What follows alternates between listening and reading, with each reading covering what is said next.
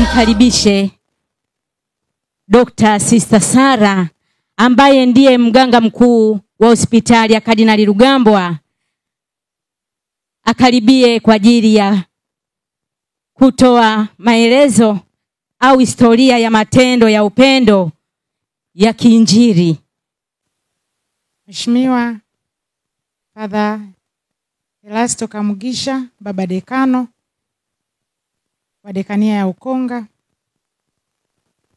Mheshimiwa Sister Majani ambaye ni kiongozi wa Utoto Mtakatifu Jimbo Kuu la Dar es Salaam, Mheshimiwa Father Martin, chaplain wa hospitali, na viongozi wote mliotufikia.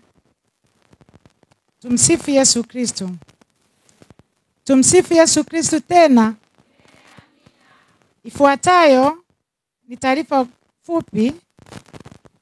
Leo hii tarehe 7 mwezi wa 4 2025 ya ziara ya viongozi na walezi wa Utoto Mtakatifu Jimbo Kuu Katoliki la Dar es Salaam katika hospitali ya Kardinali Rugambwa. Mosi ni utangulizi na historia fupi ya hospitali. Kardinali Rugambwa Hospital ni moja ya hospitali za kihistoria na muhimu sana katika mkoa wa Dar es Salaam. Iko katika manispaa ya Ilala na inamilikiwa na Jimbo Kuu la Dar es Salaam na kuendeshwa na masista wa Shirika la Mtakatifu Teresia wa Mtoto Yesu Jimbo Katoliki la Bukoba. Imepewa jina la muasisi na kiongozi mashuhuri wa Kanisa Katoliki Tanzania, Kardinali Laurean Rugambwa, ambaye alikuwa kardinali wa kwanza barani Afrika na askofu wa kwanza mzalendo wa Jimbo Kuu la Dar es Salaam, ambaye ni mwanzilishi wa hospitali hii mwaka 1986. Awali hospitali ilianzishwa kama kituo kidogo tu cha afya chenye huduma za msingi. Kadiri ya mahitaji ya huduma za afya yalivyoongezeka, hospitali hii iliendelea kupanuka na kuboreshwa kwa msaada wa Jimbo Kuu la Dar es Salaam, viongozi wa hospitali na wafadhili wa ndani na nje. Tangu kuanzishwa kwake, hospitali hii imekuwa chombo muhimu cha kutoa huduma za afya kwa jamii inayotuzunguka na hata nje ya mkoa wetu wa Dar es Salaam, kwa kuzingatia maadili ya Kikristo na utu. Kwa miaka 39 sasa, Kardinali Rugambwa Hospitali imekuwa ikipitia mageuzi na upanuzi mbalimbali katika kuboresha miundombinu, huduma za afya na ushirikiano wa kitaifa na kimataifa, jambo ambalo limeifanya kujulikana na hata kufikia hadhi ya hospitali ya rufaa ya mkoa. Tunamshukuru sana Mungu na Baba Askofu Mkuu Juda Tadeus Ruwaichi, na kwa namna ya pekee Askofu Henry Mchamungu, msimamizi wa idara ya afya, kwa kuendelea kuiboresha na kuisimamia na kuiendeleza hospitali hii ili kutoa huduma iliyokusudiwa tangu kuanzishwa kwake. Historia fupi ya matendo ya kiinjili ya Utoto Mtakatifu Jimbo Katoliki la Dar es Salaam. Moja ya sura nzuri ya huduma ya upendo na mshikamano wa Kikristo inayoonekana katika Kardinali Rugambwa Hospitali ni kupitia ushirikiano wake wa karibu na viongozi wa Utoto Mtakatifu kutoka Jimbo Kuu Katoliki la Dar es Salaam. Kwa miaka 3 mfululizo sasa, viongozi pamoja na watoto wa Utoto Mtakatifu wamekuwa wakifanya ziara rasmi hospitalini hapa kwa lengo la kutembelea wagonjwa, kuwafariji, kuleta matumaini na kuwatia moyo wafanyakazi wa hospitali hii. Katika ziara hizi wameshiriki pia katika kuleta michango mbalimbali ya vifaa tiba, ikiwa ni pamoja na mashuka, delivery beds au vitanda vya mama kujifungulia, baby cots, vitanda vya watoto, emergency trolley za kuweka madawa ya dharura, baby warmers. Hivi ni vifaa vya kuwapa watoto joto, pamoja na examination beds ambapo ni vitanda vya kuchunguza wagonjwa mbalimbali. Na kwa namna ya pekee Utoto Mtakatifu parokia ya Makuburi walitoa matoleo yao ya hali na mali ya vifaa vingi ambavyo tunaweza kutaja tu vichache kama sabuni, sukari, mafuta, dawa ya meno, miswaki na vingine vingi. Kupitia mchango wao kwa maana ya uongozi mzima wa Utoto Mtakatifu, huduma kwa wagonjwa zimeimarika na uhitaji wa vifaa umepungua kwa kiwango kikubwa. Zaidi ya msaada wa vifaa, watoto wa Utoto Mtakatifu wamekuwa wakihamasisha kuishi katika maisha ya kujitoa, kuonesha huruma na kuwatembelea wagonjwa kama sehemu ya kujenga moyo wa huduma katika maisha yao ya kila siku. Ushirikiano huu si wa kimazingira tu, bali unagusa mioyo ya watu na kuchochea matumaini mapya. Ni mfano hai wa kanisa kuungana katika huduma bila kujali umbali. Hospitali ya Kardinali Rugambwa inaona ushirikiano huu kama alama ya baraka na neema. Kwa namna ya pekee sana, naomba tusimame kwa dakika 2 kumkumbuka na kumwombea pumziko la milele mbinguni Father Timothy Nyasuru, ambaye alikuwa mkurugenzi na chachu katika kufanikisha utume wa Utoto Mtakatifu katika Jimbo Kuu la Dar es Salaam.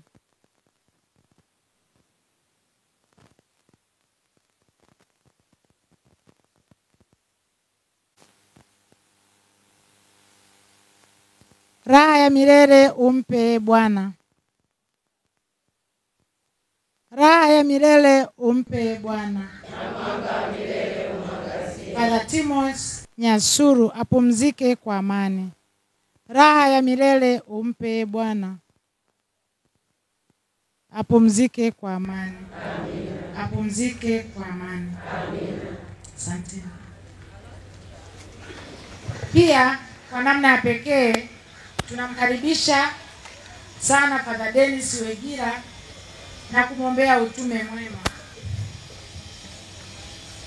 Inasalia kuwa nembo ya huduma bora inayojengwa juu ya msingi ya Kanisa Katoliki, haki na huduma kwa wote.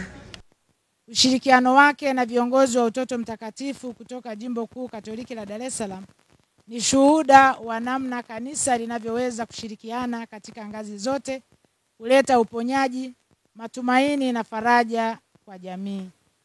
Hospitali inaendelea kushukuru kwa kazi zinazofanywa na shirika hili la kipapa katika Jimbo Kuu la Dar es Salaam na nje ya jimbo. Tunaamini kuwa tutaendelea kushirikiana pamoja katika hali zote, na pamoja tunaweza kujenga jamii yenye afya, imara na yenye hofu ya Mungu. Asante.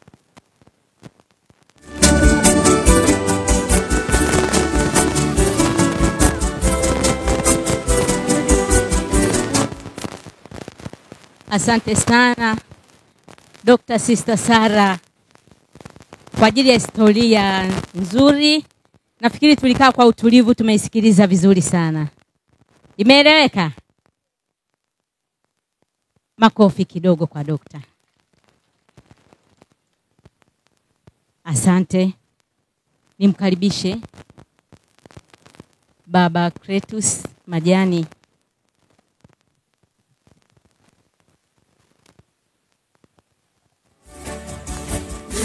mwenyekiti wa walezi wa Utoto Mtakatifu.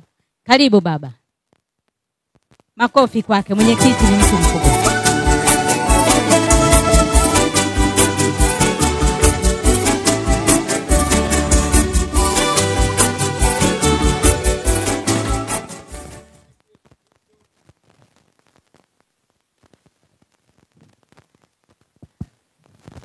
Utoto Mtakatifu. Jamani, tuwape moyo hatari jamaa kule juu wanaoanza kutoa moyo damu kule. Eti baba wana jamani kwa hapa I see you all. Utoto Mtakatifu.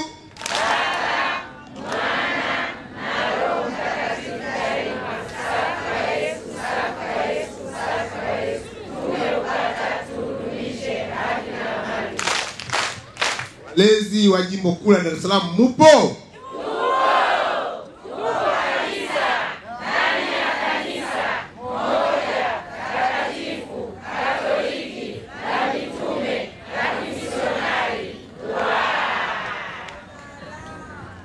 Kama mmuonavyo hapa mbele yetu, baba dekano, maana saa zile sikumtambulisha kwa sababu nilikuwa sijakumbuka kwamba nilitumwa kama kaibu mkurugenzi. Sasa nimekumbuka baadaye, maana niliona kama kumtambulisha mgeni rasmi ni kazi kubwa, huwa daima anamtambulisha mkurugenzi. Sasa nilisahau. Hapa mbele yetu, kama nilivyowaambia, baba askofu ana wajibu sasa wa kusimamia maandalizi ya kuanza na kusimikwa askofu wa jimbo la Bagamoyo. Baba Askofu Henry Mchamungu ndiye mwenyekiti wa maandalizi hayo.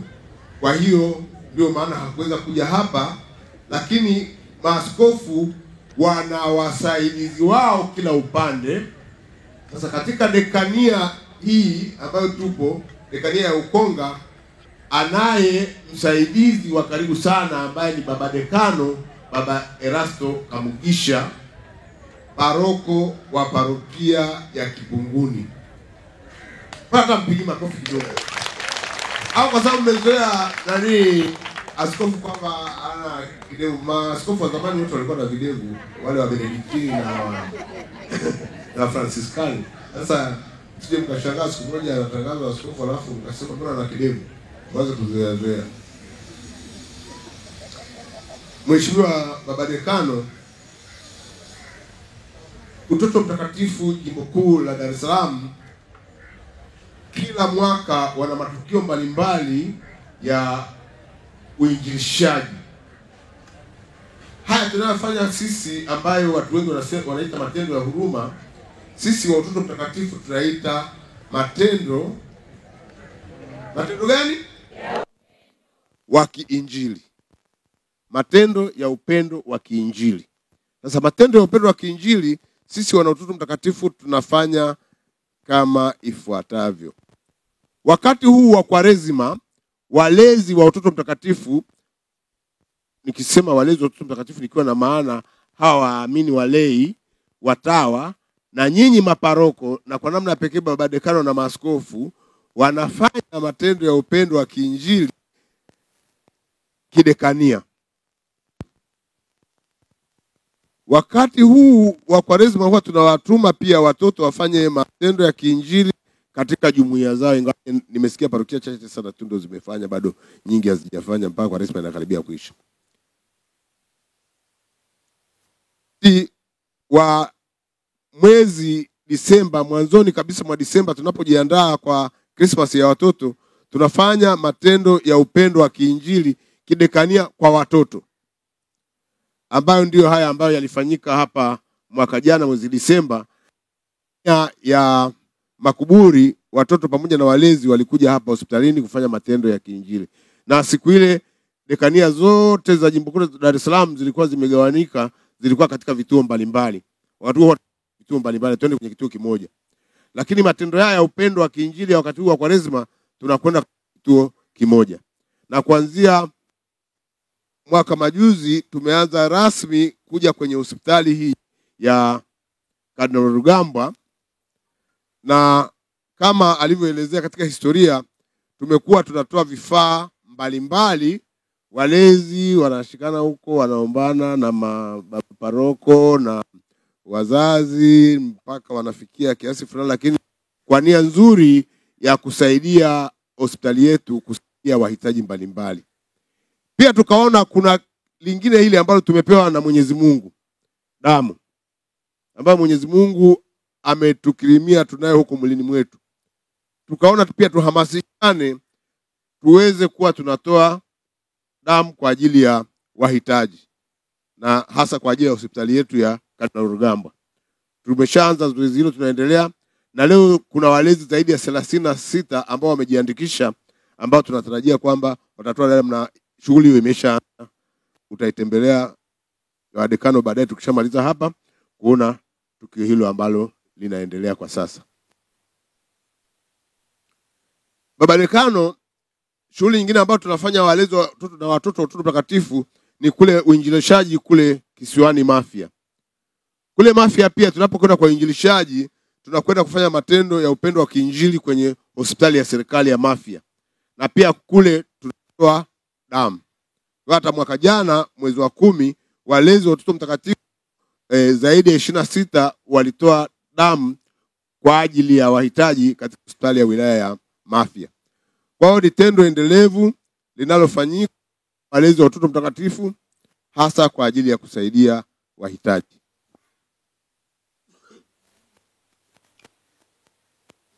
Baada ya kusema hayo,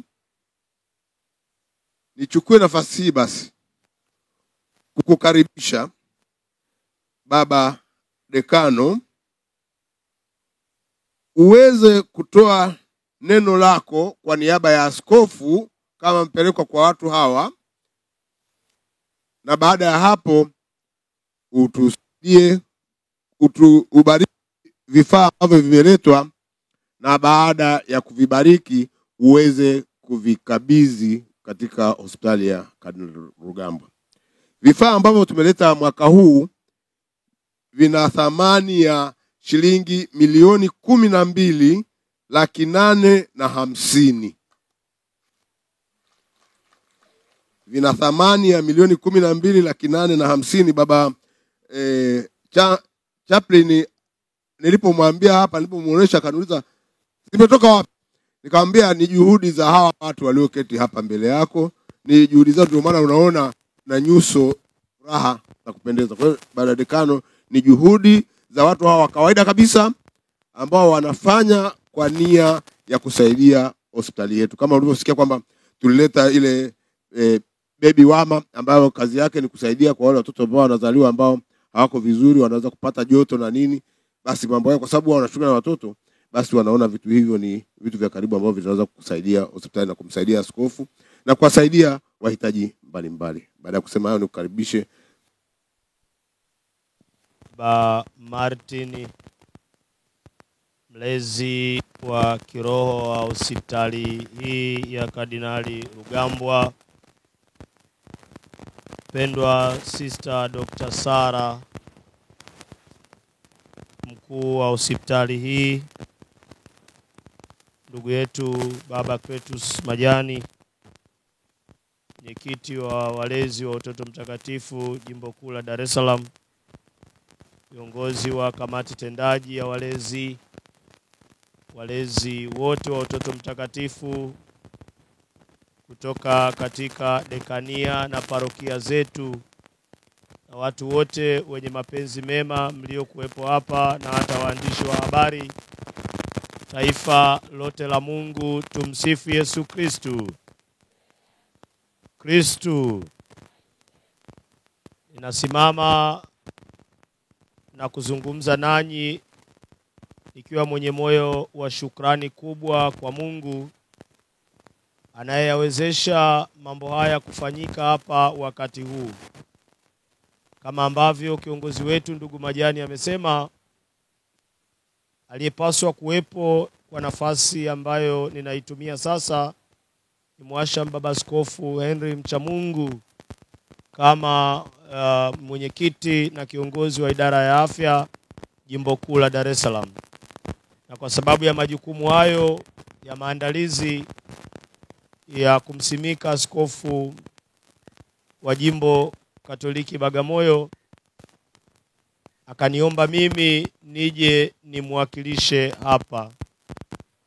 Kwa hiyo ninasimama kwa niaba yake ili jambo hili jema ambalo mlikuwa mmelipanga leo liweze kutekelezeka vizuri.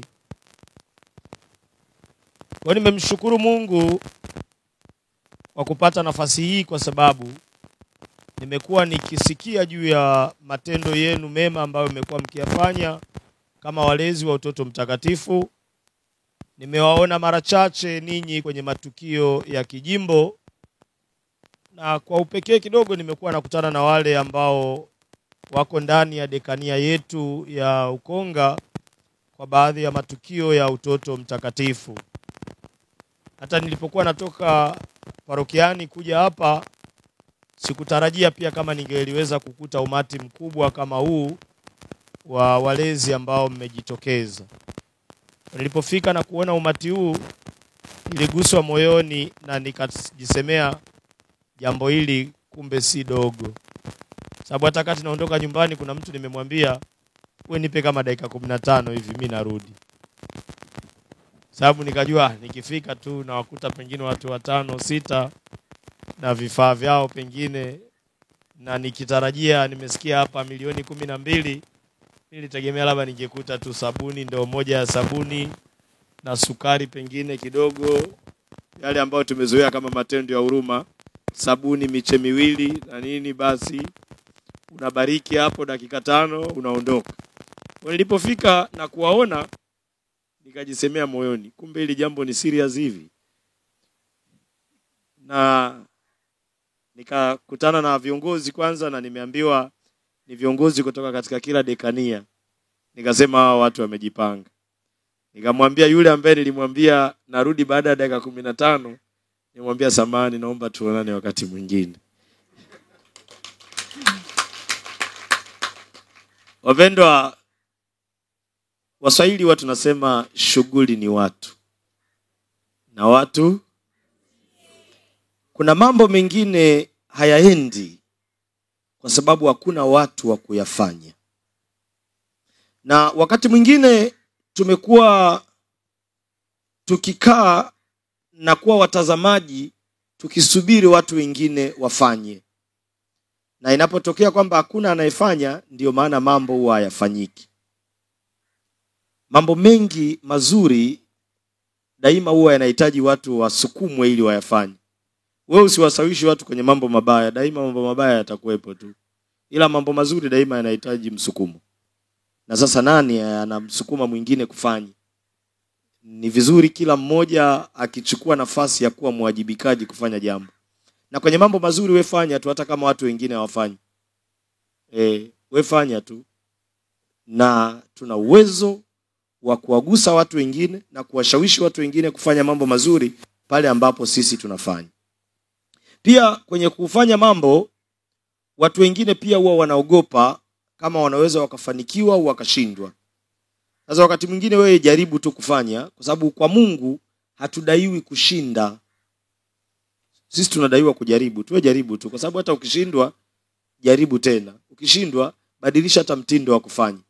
Lakini kuna jambo ukilifanya ukafanikiwa, unawatia watu wengine matumaini. Kumbe inawezekana. Kumbe inawezekana.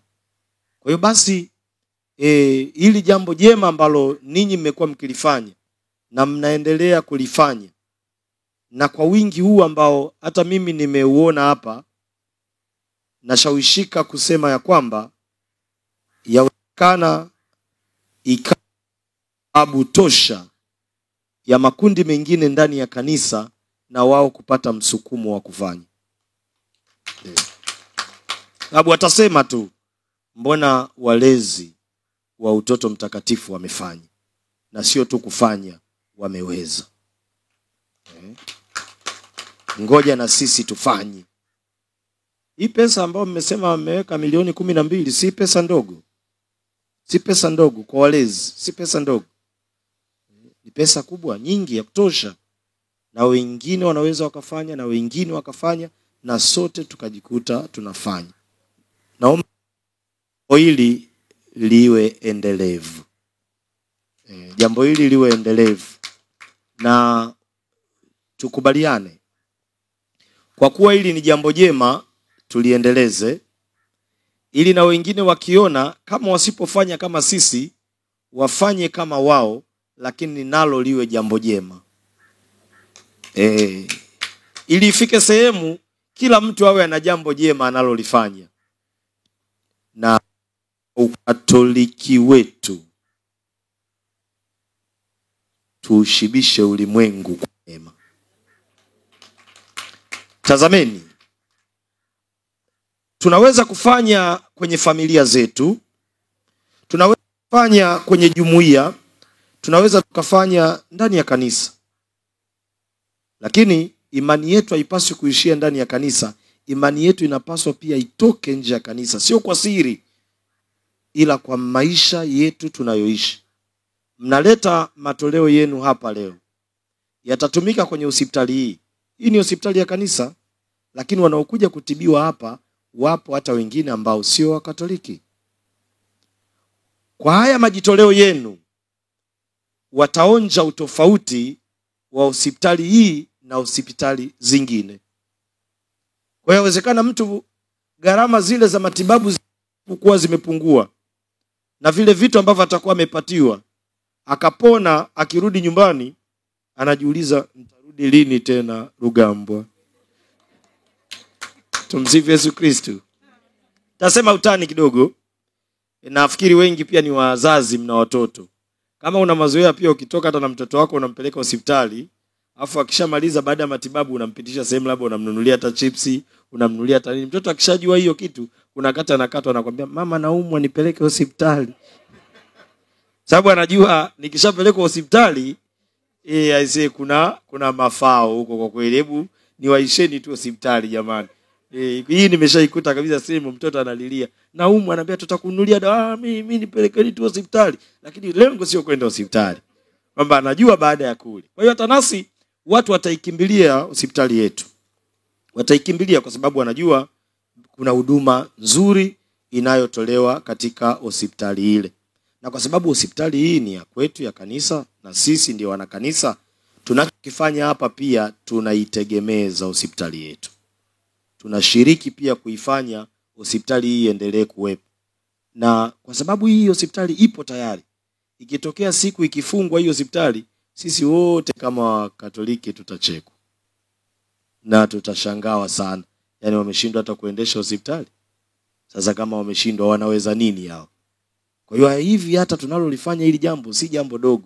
Hili ni jambo kubwa, maana yake tunaongeza uwepo wa hospitali yetu na kuwezesha kutoa huduma nzuri kwa wagonjwa pia ambao watakuja hapa. Kwa hiyo na tukitambua kwamba tunatofautiana pia vipato. Kuna mtu anaweza akaja hata hospitali anahangaika namna ya kupata matibabu, watu wengine hawana bima, ndio maana jimbo pia linazidi kusukuma tuingie kwenye ile bima ya nia njema, ambayo ni bima nafuu inayoweza kuwasaidia watu wengi kupata matibabu.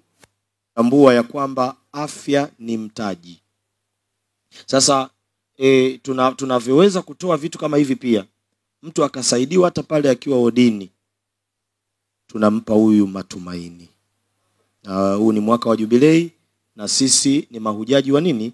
Wa matumaini. Maana yake tunatembea pamoja na wenzetu tunaowafahamu na wale tusiowafahamu. Kwa hiyo mtu pia ambaye anajiona kabisa mimi uwezo wangu ni mdogo, hali yangu ni duni, niende hospitali wapi? Acha niende hospitali ya Kardinali Rugambwa. Kule ambako basi naamini nitakutana na wema wa Mungu, kwa sababu wapo walezi na watu wengine kwa sababu ya imani yao wamesukumwa kuyatenda matendo haya makuu. Kwa mimi napenda niwapongezeni sana, napenda niwatieni moyo, na naamini hata baba mcha Mungu kama angekuepo angelisema tu maneno haya ya kuweza kuwashukuru. Na washukuru kwa sababu natambua ya kwamba mmetoa, na mmetoa sio kwamba mnacho kusaza. Naamini mmetoa sehemu ya majitoleo yenu, mmetoa sehemu ya kile ambacho kingeweza kuwafaa pia ninyi na familia zenu, lakini kwa sababu upendo mlionao, imani yenu, lakini na utume kama walezi wa watoto mtakatifu, mmesema ngoja tukatimize wajibu wetu, na imekuwa ni namna yenu. Na nawaomba pia muendelee kama nilivyosema, kama tusipofanya sisi nani mwingine atakayefanya? Na ni vema tufanye sisi ili tuweze kuwavuta watu wengine pia waweze kufanya. MC kuna neno alitamka na napenda niwasaidieni nyote katika matendo ya huruma ambayo tunaweza tukayafanya. MC alisema Mungu awarudishieni, na naamini hata wote nikitamka hilo neno mtapendezwa kweli. Nikisema Mungu awarudishieni mara elfu ya pale mlipotoa, si ndio?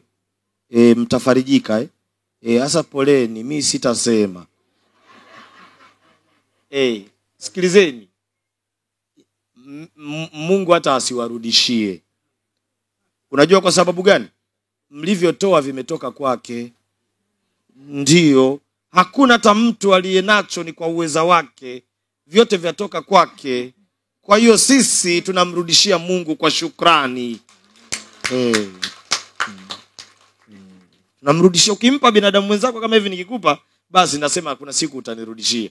Lakini Mungu ndiye mgawaji, Mungu ndiye anayetupa. Sisi tunaishi kwa sababu tu ya huruma yake Mungu. Ni kwa sababu ya upendo wake Mungu. Kwake yeye sisi tunajimudu, tunakwenda na tunakuwa na uhai huu tulio nao. Yote yanatoka kwa Mungu. Kwa hiyo kumtolea Mungu kama hivi, hii ni shukrani. Yaani tunamtolea Mungu shukrani, naambia Mungu asante. Tunakushukuru kwa kuwa umetujalia. Na yawezekana wewe katika kutoa kwako ulitoa pengine hata senti yako ya mwisho. Hautapungukiwa kwa sababu Mungu anajua ya kwamba unahitaji. Mungu anajua tunahitaji kula, Mungu anajua tunahitaji kuvaa, Mungu anajua tunahitaji afya na mambo mengine mengi. Kwa hiyo tunapotoa kama hivi, sisi namwambia Mungu, tunapokea Baba shukrani zetu. Pokea Baba yale ambayo umetujalia. Na uwezi amini, yawezekana haya matoleo ulioyaleta hapa kwa bahati mbaya ukaja ukayatumia we mwenyewe hapa Rugambo. Kama sio wewe hata ndugu yako. Ila hilo si ombi litokee. Tumsifu Yesu Kristo. Hilo si ombi litokee. Naomba tuendelee kwa afya, tuendelea kujitoa na kuwasaidia wengine. Lakini kwenye maisha lolote linaweza kufanyaje jamani? Linaweza kutokea, ni sehemu ya maisha. Sasa ima tunapo mema huwa yana kawaida ya kumrudia mtu anayatenda. Kama yalivyo mabaya yanakurudia. Unatenda mema yanarudi pia kwako. Kwa hiyo tuone katika hilo tunachoweza kukifanya zaidi. Basi ni zungumze pia na uongozi na wafanyakazi wote wa hospitali. Kama mko hapa mkisikia, naomba mpokee vifaa hivi pia kwa shukrani kubwa ya hawa ambao wamechanga na kutoa. Kama nilivyosema, mimi katika upadre wangu huko nilipo, naweza nikaona walezi wa Utoto Mtakatifu na waamini, naamini waamini wangu pale tofautiani na waamini wa maeneo mengine. Wanatoa sio kwa sababu wanavyo. Wengi wanatoa kwa sababu ya imani yao na upendo walio nao. Kwa hiyo naomba hata nanyi katika kupokea mvitumie vitu hivi vizuri. Mara nyingi watu wengi huwa hatuthamini vitu ambavyo tunapewa bure. Kama mtu amekupatia kitu, wakati mwingine unaweza usithamini. Unaweza kuthamini kitu ambacho umekitolea jasho mwenyewe, umekipigania, umekipambania. Sasa niombe pia hospitali vitu hivi mvipokee kwa wema, mvipokee kwa moyo wa shukrani, muweze pia kuvithamini vitu hivi. Vile ambavyo ni vifaa tiba, vitumieni vizuri, kwa sababu natambua katika hospitali inavyojiendesha, manake kuna mapato. Na kama unahitaji kutoa huduma, ingebidi kuwe sehemu ya mapato ukanunue vifaa tiba. Sasa kama watu wamekuletea vifaa tiba, manake wamekurahisishia wewe katika uendeshaji. Gharama ya uendeshaji ikiwa ndogo, basi faida inakuwa kubwa. Ila tunatambua ya kwamba kwa hospitali ya kanisa haina faida ila kwa huduma kwa jamii. Kwa namna ya pekee pia na ninyi katika huduma ya afya mnainjilisha. Kristo tabibu na mponyaji anawagusa watu katika maisha yao wanapofika hospitalini hapa. Kwa hiyo hata hivi vifaa tiba ambavyo vimeletwa, tunaomba basi vipokelewe na vitumike vizuri. Kwa hiyo nikuombe sister na wote katika hospitali, vitumike vizuri, vitunzwe. Hatutaraji kwamba mwakani vilivyoletwa mwaka huu mwakani viletwe tena. Tunataka mwakani walete vingine, kwa sababu hivyo walivyovileta mwaka huu bado vitakuwepo. Lakini ikitokea kwamba walichokileta mwaka huu na mwakani wanabidi wakilete, kwa sababu pengine vitakuwa viko store au vimeuzwa kama vyuma chakavu, nafikiri itakuwa ni kazi bure ambayo watu hao watakuwa wanaifanya. Na kimsingi ukipewa jambo jema na mtu kama la matendo ya huruma hivi, matendo ya kiinjili, ukalitumia vibaya, unatenda dhambi. Sasa kuna dhambi zingine kama hizo lazima tuziepuke. Kwa hiyo tuombe vifaa hivi vitumike vizuri, viwasaidie kweli wagonjwa, lengo litimie. Mwakani walezi hao wakiuliza, jamani tulete nini huko? Mnaambia vile vya mwaka jana vipo, leteni vingine au mtuongezee. Kama tulileta troli moja, basi mwaka huu tulete ziwe 2. Lakini tulete ngapi? Jamani leteni, tukileta moja sister zitakuwa mbili. Hapana jamani, hata ile hata iko wapi, hata sijui ilipo. Sasa hao watavunjika moyo. Lakini pia nikuombe sister, naamini iliwahi kutokea kwenye hospitali moja, walikuwa wanafanya matendo ya huruma, na niliwaambia wale watu wasiende tena kwenye ile hospitali. Walipofika wodini kwa wakina mama, na wale walikuwa ni wakina mama, wanaambiwa wagonjwa wako 5 lakini vitanda vilikuwa vingi. Hapa kwa nani tuweke? Anaambia weka. Mbona kitanda hakina mtu? Huyo yuko nje wewe mama, atarudi yuko nje. Kwa hiyo wakawa wanaweka mpaka mule ambako hakuna watu, lakini kweli hawakuwepo wale watu. Na vingine vilitolewa pale havikuwa. Basi niombe matendo haya ya kiinjili yawafikie wenyewe. Vitu hivi nafikiri vinatolewa kwa wagonjwa, si ndio? Wagonjwa? Kama vinatolewa kwa wagonjwa sister, sio vya masista. Isipokuwa kama huyo sister ni mgonjwa lakini kama sister tapambana naye sisi wenyewe huko. Na sio vya wafanyakazi hospitali. Ila isipokuwa kama naye huyo mfanyakazi amekuwa nini? Mgonjwa, na tena yuko odini, sio mgonjwa nje. Kwamba chukua hii sukari, hapana. Tusibadilishe malengo ya kile ambacho tumepewa kutumia vizuri. Kwa hiyo vikatunzwe, viwekwe sehemu nzuri. Naamini hii ni sehemu salama. Haitakuwa kama ile sehemu nyingine ambao niliwaambia wale wakina mama, naomba msiende tena hiyo hospitali kwa sababu malengo hayatimii ya kuwafikia wagonjwa, wanaenda kuvichukua vitu watu ambao sio nini? Wagonjwa. Ila shida yake ni moja, laana yake vitakufanya hivyo vitu uwe mgonjwa sasa. Na katika ugonjwa usipate mtu wa kukusaidia. Kwa hiyo basi natumai vitatumika vizuri. Sina wasiwasi. Nimelisema tu ili liweze kutusaidia. Basi ndugu yangu Majani pia na wewe lazima nikuseme tu kidogo, lakini ila ni mimi sasa nakusema. Najua baba mcha Mungu asinge kusema ila mimi nakusema tu kwa sababu kwanza nakumudu. Tumsifu Yesu Kristo. Lakini basi Majani simsemi sana. Na wasema na ninyi nyote mlioko hapa. Jamani, najaribu kuangalia idadi yenu mlioko hapa. Tunaposema mtoto ni malezi ya baba na mama. Idadi ya wakina baba iliyoko hapa hairidhishi. Sasa lazima tufanye jambo na tuongee na mkurugenzi mpya. Kwa nini tunaendelea kuwa na walezi wa utoto mtakatifu wakina mama peke yao? Nafasi ya wakina baba iko wapi? Ni lazima tuwe na walezi pia wakina baba, ili mtoto anapofika kanisani anaambiwa huyu ni mlezi, amuone mlezi mama na amuone mlezi baba. Niko ndani ya familia zetu kuna nyumba ambazo hazina wakina baba. Sasa kwenye familia wanakotoka hakuna baba. Hata kanisani tunakosa wakina baba ambao wapo. Kwa hiyo nachukua hili jukumu na kuambia ndugu yangu Majani, lakini na mimi mwenyewe najisema hapa kwa sababu naamini hata hapa waliokuja kutoka kwenye parokia yangu labda hata na dekania hakuna mwanaume hata mmoja. Kwa na mimi nachukua hili jukumu na nimeanza kuliona lazima tulipigie kelele. Tupate walezi wa utoto mtakatifu wa kina baba. Wakisimama kwenye parokia zetu wanajua mama fulani ni mama yetu mlezi wa utoto mtakatifu. Na baba fulani ni baba wa ulezi mtakatifu. Kwa hiyo hata wale ambao wanakuwa na changamoto za ubaba wasitegemee tu kumuona paroko kama baba. Wamuone hata baba mwingine kama sehemu ya baba katika malezi ya watoto wetu. Kwa wapendwa, kwa kusema hayo pia naomba niendelee kuwakumbusheni sasa. Katika watoto mnaowalea,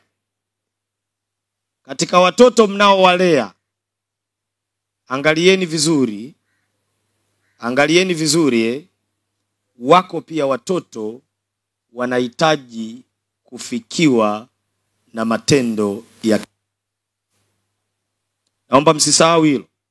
Wale watoto mnaowalea wanahitaji na wao kufikiwa na matendo ya kiinjili. Tusisahau, ndani ya watoto wao kuna wengine ni yatima.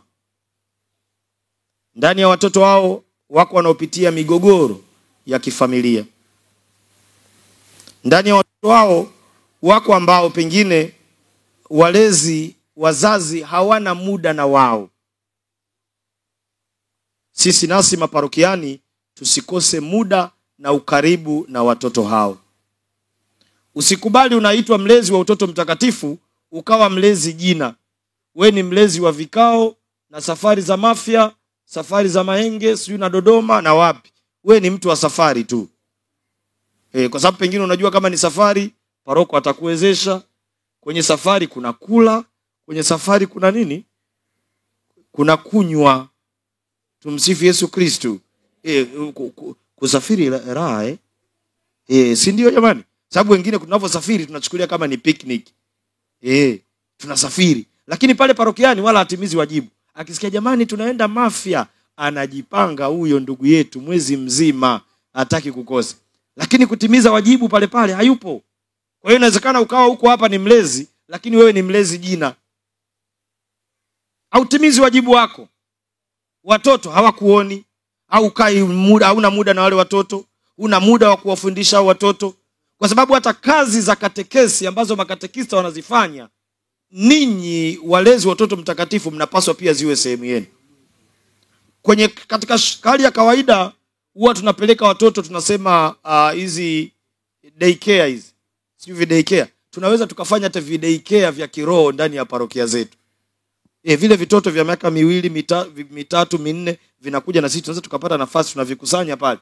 Vinakuwepo vinaanza. Haya tunaanza kusali kwa jina la Baba, kwa sababu kuna sehemu nyingine pia kwenye familia zetu watu hawana nafasi ya kusali kama familia.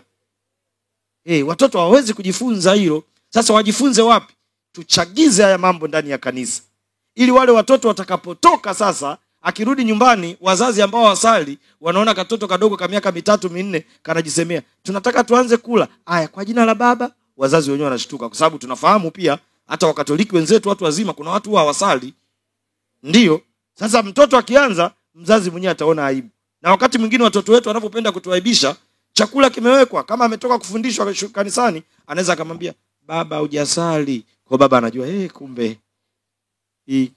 Mtoto anaweza akaanzisha katekesi ndani ya nini? Lakini ni kwa sababu amekutana na mlezi, mwajibikaji, anayetambua nini? Wajibu wake. Kwa hiyo ndugu yangu Majani, ni kuombe ili pia liwe msisitizo kwetu. Sio tu safari, watu waonyeshe haya ndani ya parokia zao. Kuna watu wanalalamika, mwingine anaweza akasema, sisi paroko wetu tusaidii. Anakusaidia vipi wakati wewe mwenyewe hujamtia hamasa ya kukusaidia? Sasa hivi kwa matendo yetu ya huruma, naamini sister Dr. Sara na masista wote na wafanyakazi wote hapo hospitali watafanya kazi vizuri leo, kwa sababu tumekuja kuwatia hamasa. Sasa na ninyi mnakuja mnalalamika, na wakati mwingine lawama hizo tunazibebaga sisi madekano. Paroko wetu, paroko wetu, paroko wetu, paroko wetu, paroko wetu, paroko wetu. Na wewe unapokea tu, maskini ya Mungu asema, haya nileteeni bwana. Si ndo mzigo huu kumbe niliobebeshwa. Unabeba tu. Lakini unajiuliza, hao wanaosema hivi, huyu paroko wao, wengine mbona mimi paroko wao namjua? Tunakutana kwenye vikao na haya tunayaongea. Lazima atiwe hamasa, awaone mnavyowajibika, mnavyojitoa na mnavyofanya. Wewe paroko amuonani naye, akiwaona watoto anaona watoto peke yake, amewazoea tu kuwaona mnaenda, baba nauli. Sasa wewe nauli ni ya kwako, lakini fanya kwanza utume, piga kazi. Na ukweli niwaambie, fanyeni kazi zenu vizuri za utoto mtakatifu, mababa watawaona. Watawaona. Nao katika kuwaona watawasaidieni, kwa sababu sikilizeni, ndani ya parokia, nikisema kama mimi parokia, hata ikiulizwa utoto mtakatifu parokia Kipunguni, yani hata wakifanya vizuri, sifa ni zangu mimi. Nitaachaje kutembea pamoja na mlezi wa utoto mtakatifu ambaye ananisaidia mimi kupata sifa njema? Ndio. Sababu mimi nikikutazama unafanya, mimi najua kabisa anafanya kazi yangu kwa niaba yangu. Huyu ananisaidia mimi kutekeleza majukumu yangu. Kwa na mimi nikimuona basi lazima niungane na yeye kwa furaha katika kuifanya kazi hiyo. Kwa sasa lakini wewe uonekani, una shughuli zako, una mambo yako, wewe unachojua tu labda ni kuwakusanya watoto walete michango, au watoto wanataka kutengeneza t-shirt za watoto, una safari ya mafia, sio kuna kikao cha jimboni, yani wewe ndio safari zako. Pale parokiani hakuna. Kwa hiyo nawaomba sana tunapofanya matendo ya huruma hapa, kwa sababu mkumbuke hivi vitu tunawapa masista, wao watawapa wagonjwa, sisi tunawasaidia wagonjwa kupitia masista. Tuko pamoja eh? Twendeni kwa wale ambao tuna uwezo wa kuwagusa moja kwa moja wakayaone matendo yetu mema. Ndiyo. Kwa sababu tumeleta hapa mmesema matendo ya kiinjili. Kwa mfano nikitumia sasa neno la matendo ya huruma. Yawezekana mmeleta matendo ya huruma ila hamna huruma. Ndiyo. Ndiyo. Si mmetimiza tu wajibu kwa sababu wamesema tu walezi watoto mtakatifu anatakiwa kuchanga, mmechangishana, mmeleta, basi hivyo tu. Kwanza hata na ukweli, kuna wengine najua mmechangiwa na waamini tu, wengine wametoa hela kwenye jumuiya, kwenye parokia na paroko, wamekupa tu, wewe umeleta tu. Sasa sikilizeni, matendo yetu mema ya kiinjili ya upendo twendeni tukayafanye kule ambako tunakopaswa tuwe sisi kama walezi wa utoto mtakatifu. Pale tulipo. Naanza ndani ya jumuiya yako pia ikiwezekana. Sasa unajua mlezi wa utoto mtakatifu parokia ya Kilamba, watoto wa jumuiya yako hujui hata idadi yao. Umeona, hujui hata idadi yao wa jumuiya yako, ni makosa. Kwa hiyo hata mlezi wa watoto mtakatifu ngazi ya parokia atuanzishie cheche za upendo kutoka ndani ya jumuiya yake. Ndani ya jumuiya yake ana watoto pale, anapotoka kule anapanda ngazi juu. Watoto wanakujua kama mlezi, wanakuelewa, wanakupenda, wanaweza kukaa na wewe, wakazungumza na wewe. Tulipokuwa tunaongea juu ya sera ya ulinzi na usalama wa watoto, ingepaswa hata watoto kama hata hawawezi kuambia wazazi wao, wawe na uwezo wa kwenda kumwambia mlezi. Kwa sababu ya namna ambavyo yuko nao, na namna ambavyo anawapenda, na namna ambavyo anawajali. Na waombeni nyote walezi wa watoto wengi. Fanyeni matendo ya huruma hapa hospitali Rugambwa, kafanyeni matendo ya huruma sehemu nyingine zote, lakini msiache pia kati ya watoto wetu wale waonje ile sura ya upendo. Wengine wakina mama wako bize na kazi na shughuli zao, hawana muda na watoto wao. Mtoto na ajisemee, acha nikimbilie kanisani, acha niende kanisani. Na maana sisi maparokiani wengine tumejitahidi kununua hata mipira, kununua nini, ili watoto wanajua kitaka kucheza, sisi tunaenda kucheza parokiani. Tukitaka twendeni parokiani. Nilikuwa nashangaa watoto, unamaliza misa watoto saa 7 mchana, unaenda mezani unakula kabla hujaingia kulala, saa 8 unaona getini wanaingia wameshika wanatafuta mpira wao wanaanza kucheza. Unajua kabisa hii ni sehemu salama hii. Ndio maana wameenda, lakini akili zao zote zinataka zifanyeje? Zije hapa. Sasa na mimi nawaombeni ninyi katika hali yenu hiyo ya malezi, mwafanye watoto wetu wajisikie sehemu zetu za parokia ni sehemu za kukimbilia, ni sehemu salama, na sisi tuifanye kazi yetu vizuri, pasipo kutafuta maslahi binafsi, tujitoe kwa upendo pasipo kujibakiza, na zawadi kubwa tutakayoipata kama walezi wa utoto mtakatifu, tutafanywa kuwa wazazi wa watoto wengi. Ndio.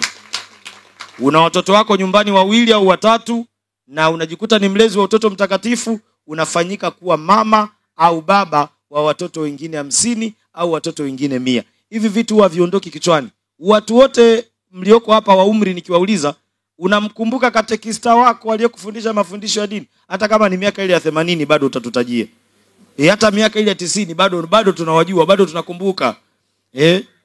Bado tunakumbuka. Mimi na sister ambaye nilikuwa naenda kumsalimia, alitufundisha tukiwa wadogo sana. Kila wakati nikienda lazima niende nikamsalimie sister yule kushirikani kwake. Nakumbuka na naanza kumkumbusha mambo ya zamani. Mengine mpaka yeye akumbuke, anaanza kuniambia ulifanya vitu fulani, ulitupatia vitu fulani. Na ninyi nendeni pia mkatengeneze historia nzuri ya upendo kati ya watoto wetu. Watakaa tu watoto hata wamekuwa watu wazima wanakumbuka. Mama fulani, hata kama utakuwa umekufa, wao kadiri wanavyokukumbuka huku duniani kwa namna ambavyo utakuwa ulifanya, hizo baraka zitafuatana na wewe pia kule ambako utafanyaje? Utakuwepo. Wema uozi Wema ni akiba, na tuendelee kuyatenda na kuyafanya hayo kadiri ya nafasi zetu. Nimesikia kuna uchangiaji wa damu. Ni jambo zuri, tulifanye. Tazameni, ukipata mgonjwa pengine kwa ajali au kwa tatizo lolote anahitaji kuongezewa damu, daima hospitali huwa zinasaidia mgonjwa yule kupata damu. Sasa tusipende kupokea kuliko kutoa. Ni heri zaidi kutoa kuliko kufanyeje? Anayetoa damu anaokoa maisha. Twendeni tutoe damu, tuwasaidie watu. Na kwa sababu kama nilivyosema, anayetenda mema wema unamrudia. Siku inapofika katika milango ya nyumba zetu, ule wema ambao tumeutenda pia kwa watu wengine, na sisi tutapata watu wa kutusaidia. Yawezekana damu unayochangia leo, damu hiyo hiyo ikatumika kesho kuokoa maisha yako wewe. Kwa hiyo niwaombe tushiriki zoezi hilo kwa upendo, na daima tupende kufanya hivyo kwa kuwa ni jambo jema. Asanteni kwa kunisikiliza, na Mungu awabariki sana katika jambo hili jema, na katika hili mnalolifanya sasa liwe baraka kwenu kwenye maisha haya na uzima wa milele mbinguni. Tumsifu Yesu Kristo.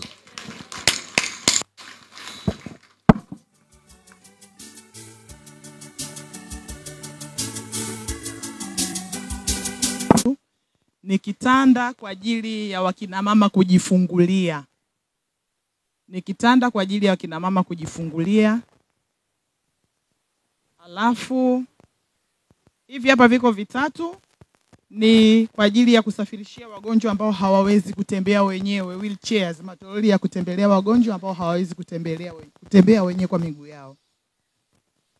Hili hapa ni troli la dharura. Unaweza ukawa uko na mgonjwa labda ICU au kule wodini, lakini ikatokea dharura ya haraka.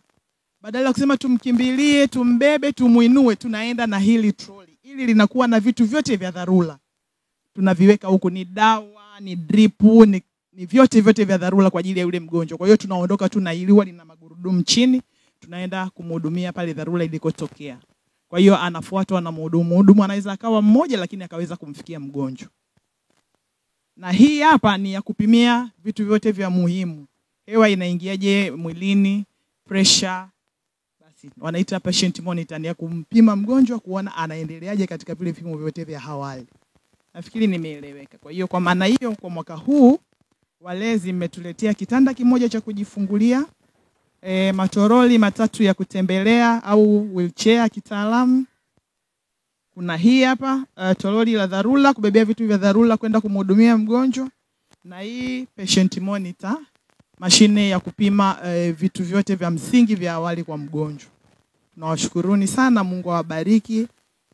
Tumesema tusiseme pale palipopungua, basi awape tu siku nyingi muweze kutuletea tena. Asante. Lakini pia kuna mapaji haya madogo kuna madogo. Mapaji haya mengine ambayo mmetuletea, hivi vitatumika hospitalini. Lakini basi hivi vingine tutawagawia wagonjwa kama ambavyo tumesisitizwa. Kuna pampers, kuna sabuni, kuna nguo, kuna juisi, kuna sukari, kuna dawa ya kufulia, ya kufanyia usafi. Hii nafikiri tutafanyia usafi hapa hospitalini, si ndio jamani? Kuna mafuta ya kupaka, kuna dawa za miswaki, kuna viatu. Basi ninavyoviona kwa karibu ni hivyo. Kuna sabuni ya kufulia. Tunawashukuruni jamani. Mungu awabarikini sana sana. Mmemwakilisha yeye kutuletea sisi. Mungu awabariki sana. Pia hayo mapaji madogo madogo yamegharimu kiasi cha shilingi 424,700. Tunashukuru sana. Basi wapendwa, tunamuinulia Mungu mioyo yetu kwa shukrani, tukimuomba baraka yake kwa vitu hivi vyote, ili basi viweze kutumika kadiri ya malengo yale. Kwa jina la Baba na la Mwana na la Roho Mtakatifu. Baba yetu mbinguni, jina lako litukuzwe. ufalme wako ufike, utakalo lifanyike duniani kama mbinguni. Utupe leo mkate wetu wa kila siku. Utusamehe makosa yetu kama tunavyowasamehe na sisi waliotukosea. Usitutie katika kishawishi, lakini utuopoe maovuni. Amina. Msaada wetu katika jina la Bwana Aliyeziumba mbinguni. Bwana awe nanyi. Na awe rohoni mwako. E Mungu Baba Mwenyezi, uliye chemichemi na asili ya baraka zote, kwa wema wako uliumba na kutakasa vitu vyote. Tunakuomba sasa upende kuvibariki vifaa hivi tiba na matoleo haya walioleta walezi wa Utoto Mtakatifu Jimbo Kuu la Dar es Salaam. Tunakuomba uvitakase, uvijalie kwa wema vifaa hivi vitakapotumika kwa wagonjwa na wahitaji watakaofika katika hospitali ya Kardinali Rugambwa, viweze kuwajalia uponyaji. Kama vile ambavyo uliwagusa wagonjwa wakapona, tunakuomba kupitia vifaa hivi watu wote watakaovitumia waweze kupata baraka ya afya, na katika afya hiyo waweze kuwa mashuhuda wa wema wako unaowatendea wanadamu. Tunakuomba uwabariki wale wote waliovitoa, walinde na uwatunze. Uwabariki na wale wote wanaovipokea waweze kuvitumia vema. Tunaomba hayo kwa njia ya Kristo Bwana wetu. Amina. Baba yetu uliye mbinguni, jina lako litukuzwe, ufalme wako ufike, utakalo lifanyike duniani kama mbinguni. Leo mkate wetu wa kila siku, utusamehe makosa yetu kama tunavyowasamehe na sisi waliotukosea. Usitie katika kishawishi, lakini utuopoe maovuni. Amina. Tuviweke vyote chini ya ulinzi wa mama yetu Maria. Salamu Maria, Bwana inawe, umebarikiwa kuliko wanawake wote, na Yesu mzao wa tumbo lako amebarikiwa. Maria mtakatifu, mama wa Mungu, utuombee sisi wakosefu, sasa na saa ya kufa kwetu. Bikira Maria, salama ya wagonjwa, na baraka yake Mungu Mwenyezi ishuke na ikae juu ya vitu hivi daima, ya Baba, Mwana na Roho Mtakatifu. Tumtukuze Bwana. Sasa tunapita pamoja na baba, tunapanda pale wanapotoa damu. Tukirudi na nyinyi mtakuwa mmeshakaa kwenye sehemu zenu, tunaendelea na ratiba. Tuendelee kuketi mahali ambapo tulikuwa, na kwa namna pekee tunapata zawadi upendo kweli kweli. Hawa wenyeji wa naona kila mtu imewapendeza. Habari za sahihi. Amepata soda nzuri na tamu. Benki ya damu, habari zenu? Ya kipekee mwaka 2025, wengine tulikuwa tunaitumia soda. Tunapita pamoja na Baba Dekano, kiongozi wa kanisa ambaye rasmi ndiye mgeni Basi na kuwashukuru. kuona na kusoma wachache pamoja. Naomba wale mnaenda kule juu, kama uhusiki huko basi usiende, wengine turudi tu. Naomba kama sio kiongozi Waziwe salama. Kafaya wagonjwa. Asante sana. Sasa hivi ndio umepata.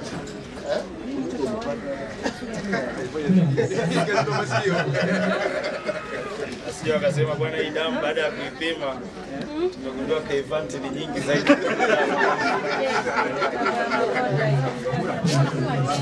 Haya, asante sana na Mungu awabariki. Na mnaoifanya kazi hii basi Mungu awajalie muimalize salama. Amina. Basi naomba pia tusali. Kwa jina la Baba na la Mwana na la Roho Mtakatifu. Amina. Ya Mungu Baba Mwenyezi, nakushukuru kwa zawadi ya wahudumu wa afya, na hasa hao ambao umetuletea leo kwa ajili ya zoezi hili na uchukuaji wa damu.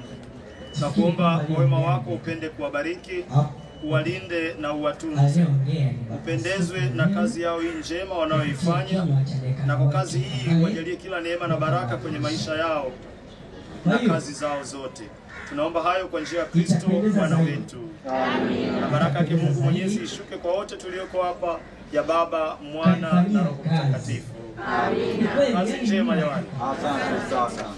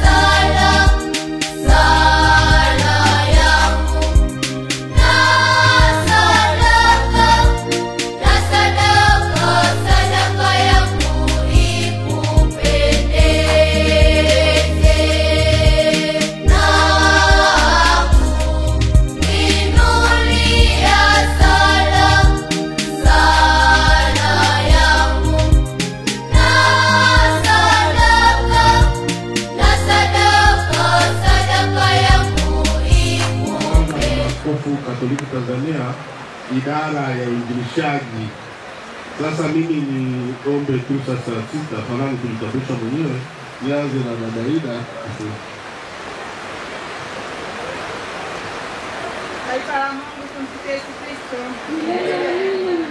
Majina naitwa Sister Ida John, niko ofisi ya mashirika ya kipapa TEC. Huduma kwa wenye shida. Asanteni sana viongozi pamoja na walezi wote wa Utoto Mtakatifu. Mungu awabarikie sana. Amina. Asante sana baba dekano, sijasahau nafasi yako. Tunakushukuru sana kwa kuhamasisha kwa maneno yako yenye hekima ya Mungu ambayo yameendelea kuwapa hamasa kubwa sana walezi wa Utoto Mtakatifu katika haya yote ambao wanafanya kwa ajili ya baba dekano. Asanteni pia kwa wahudumu wa hospitali ya Rugambo kwa sababu mngekuwa mmesema inatosha vifaa ambavyo wanavyo mhitaji vya ziada, ina maana matoleo yetu yangeenda sehemu nyingine, lakini mmependa kwamba wagonjwa waweze kupata ukarimu huu pale ambapo mliweza kuelekezewa wazo hili kwamba lije kwenu. Asanteni kwa kuwapokea. Ofisi yetu ya mashirika ya kipapa kwa niaba ya mkurugenzi wetu Father Alfred Kwene inawashukuru sana kwa moyo wenu wa huruma, moyo wa kujitoa, moyo wa misionari kwa ajili ya wenye shida. Amesema tuambie Mungu awabarikie sana, endeleeni na kazi yenu hii njema ya kukuza na hata kwa hawa ambao wenye shida ambao ndio kabisa Kristo anapenda kupokea na kuthamini sadaka hii. Asanteni sana. Amina. Kwa jina naitwa Sister Ana Gladness Mruma ambaye ni katibu wa Utoto Mtakatifu Taifa.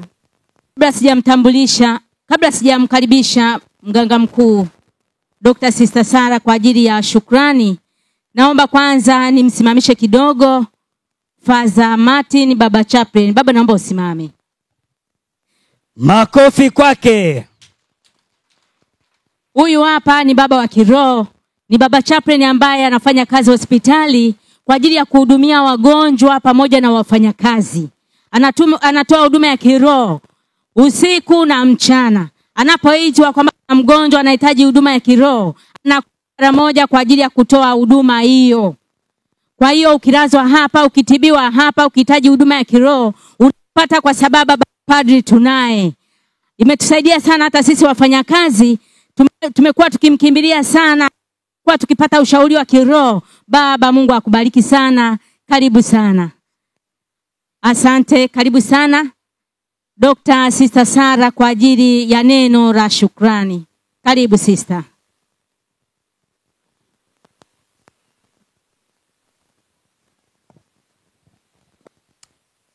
Asante MC kwa nafasi. Baba Kano, Father na viongozi wote ikiwa na pamoja na walezi wa Utoto Mtakatifu.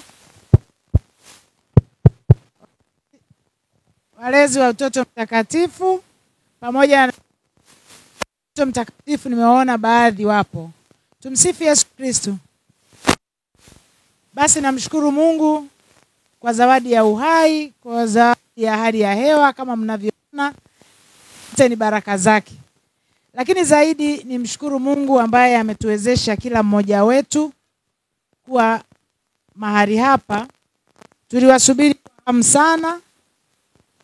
Na kwa kweli mimi yangu ya kwanza kuona umati huu mkubwa wa viongozi wa Utoto Mtakatifu Jimbo Kuu la Dar es Salaam, na imenigusa sana, na nikaona moyo wenu wa bila kujibakiza. Watu mapema, nikajiuliza mmeamka saa ngapi? Kila mmoja anajua ameamka saa ngapi. Wengine saa 9, wengine saa 8, sijui. Kwa sababu tunatoka tofauti. Na kifika kwa furaha, kwa nia ya kufanya hili tendo jema mbele ya Mungu na watu. Nichukue nafasi hii kushukuru kwa majitoleo yenu ya hali na mali ambayo mmeyafanya miaka 3 sasa mfululizo mkitutembelea katika hospitali hii. Kwa kweli nashindwa nitasema vipi, inabaki tu kusema asante na shukrani vile vile. Kwa hiyo naomba kama baba alivyosema, baba de, kwamba tuendelee na huu wa kujitoa kuwasaidia wahitaji. Na kwa kweli yote yatoa tulikuwa na uhitaji nayo sana. Yaani nilipokuwa naona zile wheelchair nikasema Mungu asante. Nikaona kitanda cha mama kujifungulia, yani kila mlichotoa kwa kweli mmetoa, na imekuwa ni sehemu ya uhitaji wetu. Na tunaamini hivi vyote tusaidia katika kuboresha huduma za wagonjwa, na hivyo Mungu aendelee kupewa sifa katika kazi tunazoendelea kufanya. Nashukuru sana viongozi wa Utoto Mtakatifu kwa kuratibisha hili. Naendelea kunukuu maneno ya Baba Dekano kwamba haya tunayaona hapa tuendelee kuyatenda katika familia zetu, katika jumuiya zetu. Basi Mwenyezi Mungu aendelee kutubariki na kutujalia neema na baraka tunazozihitaji wote katika maisha yetu. Tumsifu Yesu Kristo. Karibuni tena. Asante sana Dokta. Nimkaribishe Mama Kira. Karibu kwa maneno mazuri. Karibu mama.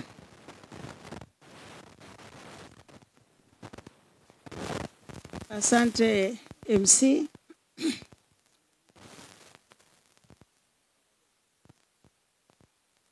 Walezi tupo? Mahujaji wa matumaini tupo? Kwa namna ya pekee kabisa nashukuru kwa kupata nafasi hii. Namshukuru Baba Dekano, na mimi nimekufahamu baba, nilikuwa sikufahamu. Namshukuru Mungu amenikutanisha na wewe. Namshukuru sister mkuu wa hospitali. Namshukuru Baba Chaplain. Niwashukuru wafanyakazi wote wa Rugambwa Hospital na wageni wote walikwa. Viongozi wangu kutoka ofisi ya uinjilishaji, nawashukuru sana. Kipekee ni washukuru walezi wote kwa juhudi mnazozitumia kwa ajili ya kufanikisha jambo letu hili. Kwa sababu na mimi ninatokea parokiani, najua changamoto tulizonazo huko. Lakini wakati baba dekano anazungumza, nilikuwa namsikiliza. Kuna kitu nimejifunza. Sijui kama mmetoka nacho hapo. Labda tukumbushane. Wewe ni mlezi wa safari, unangoja tu kwenda kwa baba, naomba hela. Najua kuna ambao wamejitoa katika kuwezesha hiki kitu. Na kule maparukiani tumeshikwa mkono ili haya ambayo tunayaona hapa yakaweza kufanikiwa. Ninaamini wote, sio nguvu zetu tu sisi walezi, lakini najua tumeshikwa mkono. Kama ni paroko, kama ni wawata, kama ni waamini walei, lakini najua sio nguvu zetu tu sisi. Sisi tumekuwa ni wajumbe wa Kristo kwenda kuomba kwa ajili ya kufanikisha jambo hili jema ambalo tunatamani kulifanya kwa ajili ya hospitali yetu. Niwatie moyo walezi wenzangu, utume huu tunajua ni mkakati kwa ajili ya taifa linalokuwa. Sisi tunachokifanya ni kwa ajili ya kuridhisha haya majitoleo kwa wale watoto ambao tunawalea. Tuendelee kukomaa na utume huu, tuendelee kukabidhi hizi dhana nzuri kwa watoto wetu ambao na sisi tunawasindikiza kufanya haya matendo ule mwezi wa 12. Basi mimi niwashukuru tu sana pamoja na kamati tendaji yote. Ninawashukuru kwa hizo juhudi ambazo mnazitumia maparukiani kwenu kutimiza hili lengo ambalo baba askofu ametukabidhi kwa ajili ya hospitali yetu. Zaidi sana tuendelee kumkabidhi Mungu utume wetu ili basi uko mbele ya safari uendelee kuzaa matunda. Nilimsikia sister mkuu anasema alitegemea akute watu 2, 3 wawakilishi, lakini amekuta jeshi. Sister, hawa ni wachache sana. Ni baadhi tu ya walezi. Hawa ni wachache. Tuko zaidi. Kwa sababu hapa tukisema tuje wote hapa wala usingeweza kutuwekea viti tukakaa kwa amani namna hii na starehe kubwa namna hii. Kwa hiyo walezi wapo wengi, lakini ni kundi pia ambalo halina thamani sana katika makundi ambayo yana utume hapa parukiani.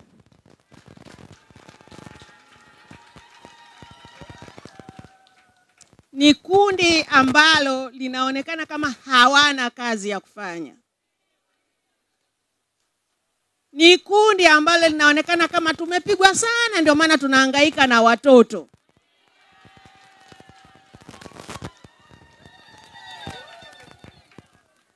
Lakini kanisa liko hapa. Kanisa tunalolilea ndilo kanisa ambalo litabaki kuwa kanisa.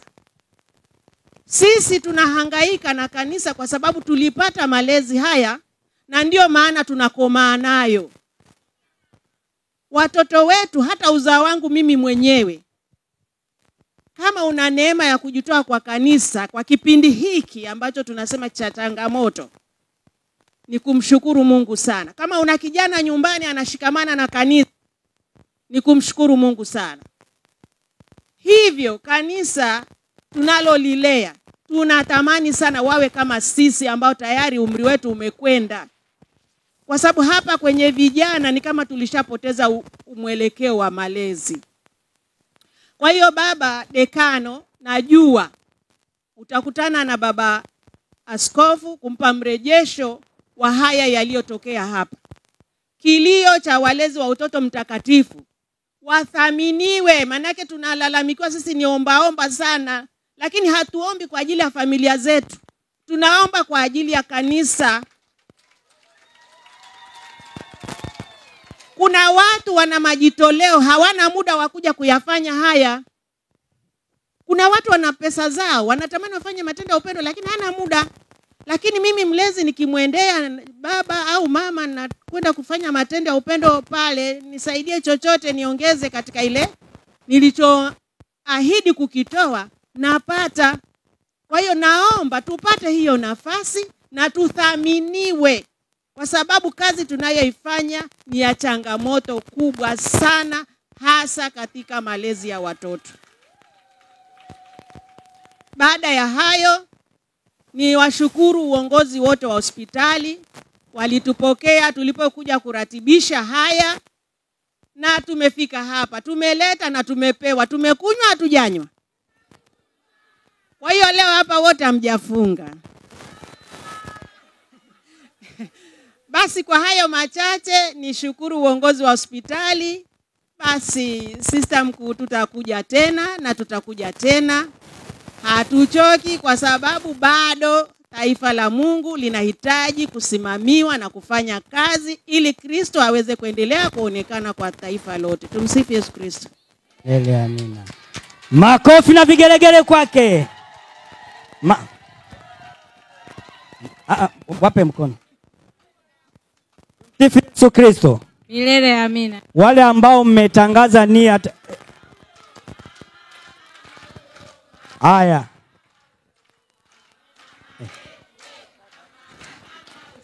Asante, inatosha. Sasa niwaombe, kuna wale ambao mlifeli kugombea ujumbe wa nyumba 10 kule. Mpo, lakini wale ambao mmetangaza nia kwamba mnataka udiwani wala hata ubunge mpo. Mama huyu ni baraka kweli. Atakayegusa pindo la vazi lake tu. Mama akiongea ameongea. Wakati anaongea, wengine wale ambao tuna vinyamkela vya umbea na nini vilikuwa vinakimbia tu. Tumsifu Yesu Kristo. Milele amina. Wakirisha sana. Na ndio maana hakufika, alikuwa yuko mbali kweli. Lakini yote yameingia rohoni, yameingia kichwani.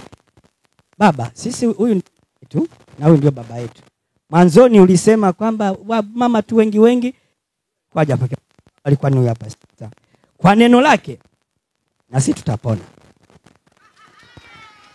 Tumsifu Yesu Kristo. Jamani, ni umbea wangu tu, haya msiendelea. Asante sana. Wakati namkaribisha Mama Kira, Roho Mtakatifu aliniambia huyu mama ana maneno mazuri matamu. Ndio maana nikamwambia karibu Mama Kira kwa ajili ya maneno mazuri matamu. Yamekuwa mazuri matamu kweli, uongo? Asante sana. Nimkaribishe Baba Dekano kwa ajili ya neno la mwisho la shukrani pamoja na baraka. Karibu baba.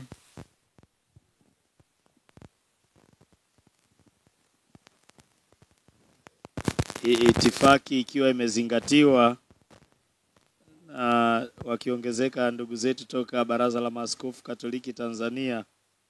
Taifa la Mungu, tumsifu Yesu Kristo. Milele amina.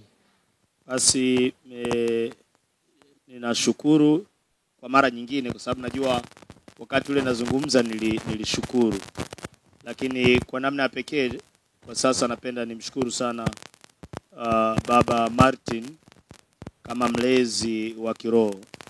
Kwa muda mrefu hospitali ya Rugambwa imekuwa paroko msaidizi wa parokia Ukonga anakuwa anatumika kama mlezi wa kiroho wa hospitali. Na hivyo wakati mwingine basi anakuepo na wakati mwingine hayupo kwa sababu pia ya majukumu. Lakini kwa sasa Mwashamba Baba Askofu Mkuu alipendezwa na kwa umuhimu wa huduma hii ya kiroho kwenye hospitali kwa wagonjwa na wafanyakazi, na akamteua Baba Martin kuifanya kazi hii. Kwa maana yuko hapa, na pia anapoifanya kazi hii nasikia anasema usiku na mchana.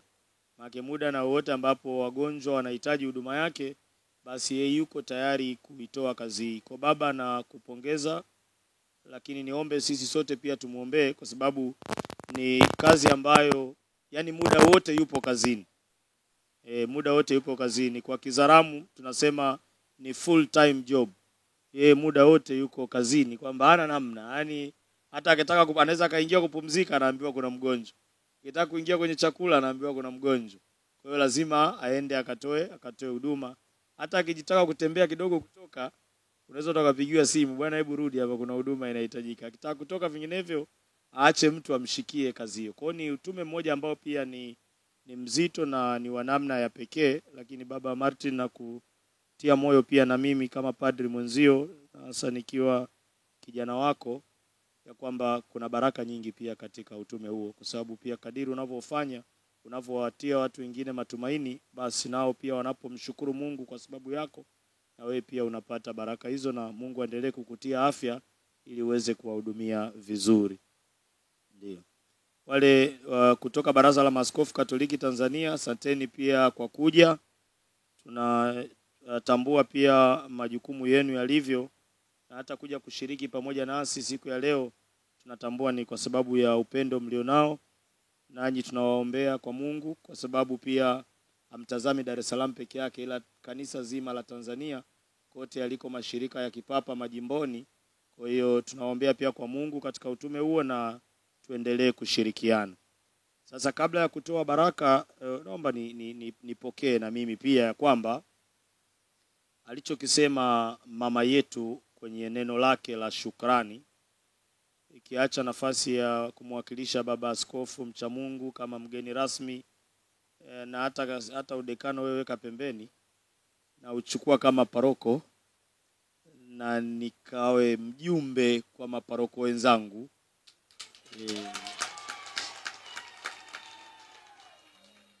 Japo kwa nafasi ka upendeleo haka na uwezo kufika pia hata kwa aliyenituma, hata kwa baba askofu mkuu, lakini hata madekano wenzangu waweza kufikisha, kwa sababu tuna sehemu yetu ambao tunakutana, tuko 15 tu tukazungumza mambo haya. Lakini nafikiri kwa mapadri wamesikia, na hata siku nitakapokuwa na pengine nikipata nafasi ya kulizungumza kwa mapadri, najua baba Martin ataniunga mkono kwamba hili ni kweli, hili analolisema hajalitunga sio la kwake, ya kwamba kweli tunatakiwa tuwathamini, tunatakiwa tuwapende na kuwajali, tukithamini kazi mnayoifanya. Ila sasa naomba niseme neno hili kwa ukweli na uwazi. Fanya kazi yako vema vizuri. Yawezekana pale ulipo unayefanya kazi asitambue na asione wema wa ile kazi unayoifanya. Usivunjike moyo, kwa kuwa mwisho wa siku sio wewe na yeye, ila ni wewe na Mungu. Ndio. Wewe ukisema mimi niliacha sababu paroko alikuwa atutii moyo, Mungu aendelee kukutia moyo. Fanya hiyo kazi, kwa sababu wakati mwingine pia mtambue kwenye parokia zetu wengine kuna ujenzi, kuna nini. Paroko anaweza akawa ana ndoto, anakimbizana kama wengine hapa tunakimbizana mwakani tutabaruku kanisa. Yawezekana sio kwa makusudi, la bahati mbaya tu. Mimi nakimbizana na nini jamani? Na tarehe ya kutabaruku nini?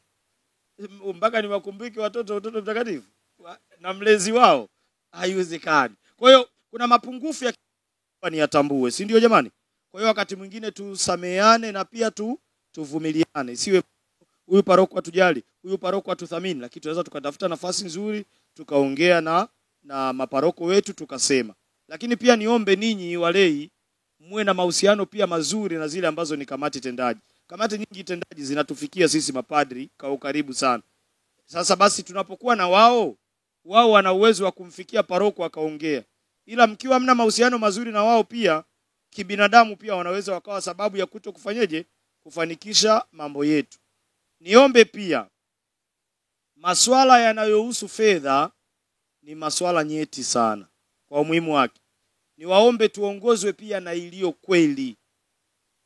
Tuongozwe na iliyo. Una shida ya fedha, bora nenda tu baba paroko, mimi kwa kweli mimi nina changamoto zangu. Sijaja kama mlezi, mimi nimekuja kama muumini. Baba wewe nisaidie tu kwa kweli. Ndiyo jamani. Ukweli ni tunu. Lakini usiende baba, unajua sisi walezi watoto mtakatifu, baba sisi tunataka hichi, baba tunataka hichi, lakini kumbe ni kwa maslahi yako binafsi. Hiyo haitapendeza.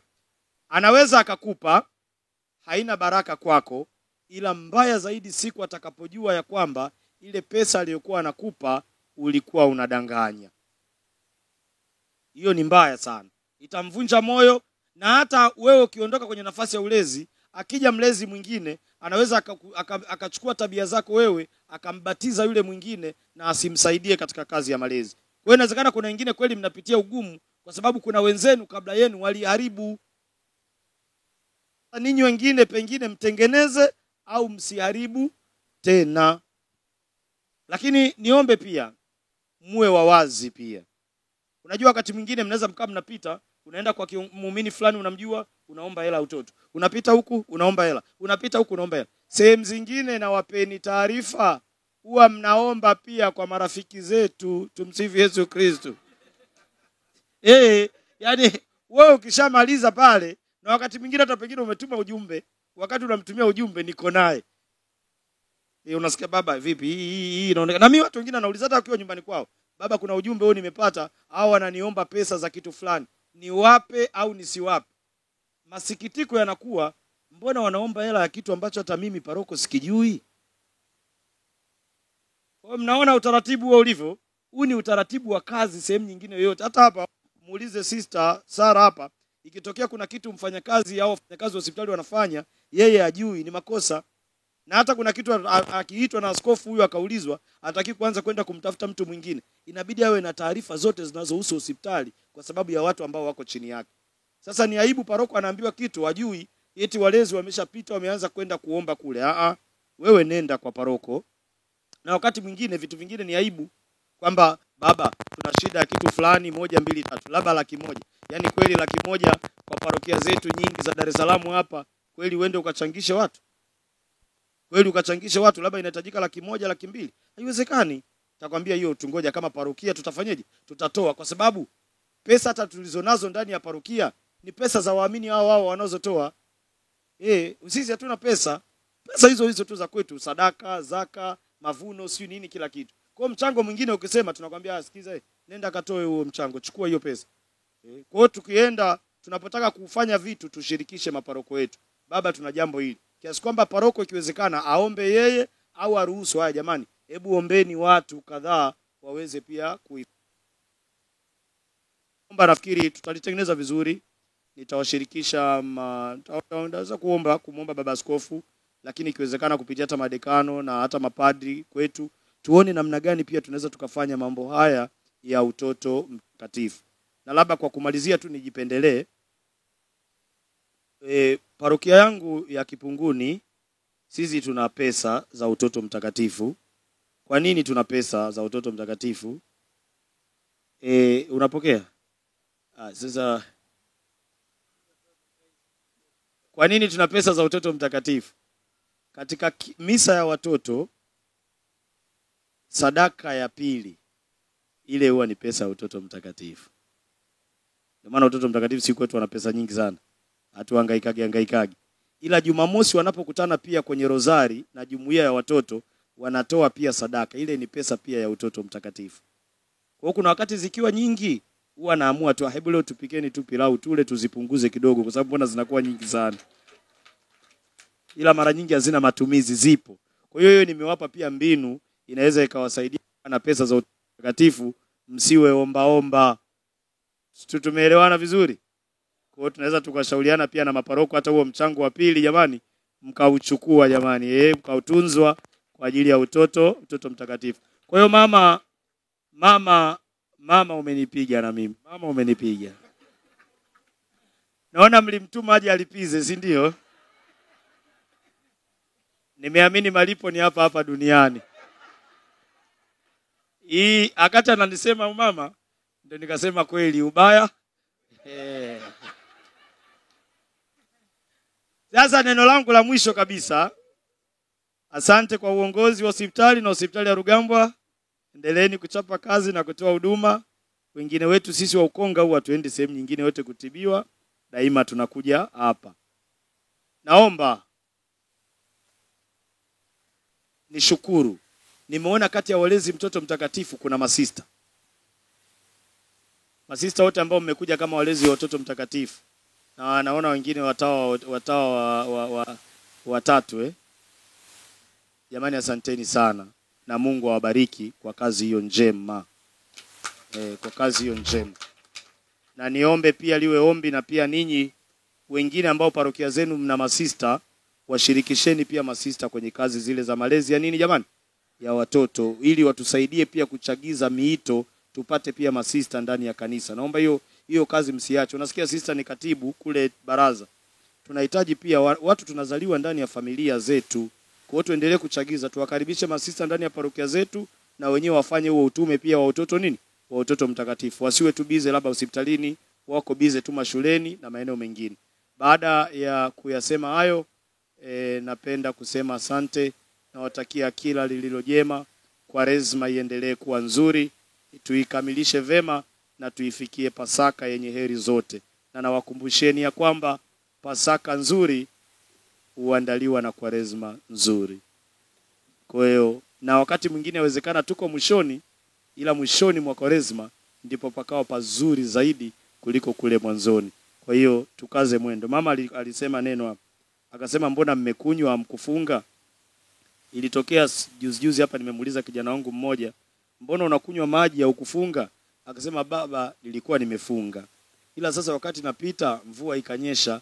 Baada ya kunyeshewa na mvua kuna maji yakadondoka mdomoni, nikaona acha ninywe tu maji nifungulie. Kwa hiyo mama wengine tulinyeshewa, sasa tumeona ngoja tu. Jamani, simameni kwa baraka. Tunaukimbilia kwa mzazi mtakatifu wa Mungu, usinyime tukiomba katika shida zetu, utuokoe siku zote kila tuingiapo hatarini. Bikira mtukufu na mwenye baraka, amin. Bikira Maria, msaada wa daima, watakatifu wote wa Mungu, na baraka yake Mungu Mwenyezi ya Baba, Mwana na Roho Mtakatifu iwashukie kukaa nanyi daima. Mwende salama.